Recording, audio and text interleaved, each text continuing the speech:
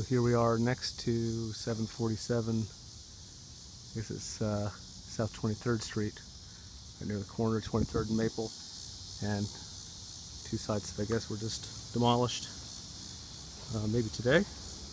And what we may see are bits of paint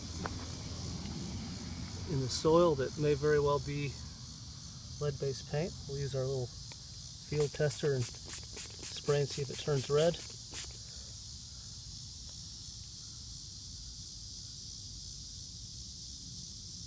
Yeah, pretty immediate red. So that is paint that will get ground into the soil and remain on the site as a contaminant.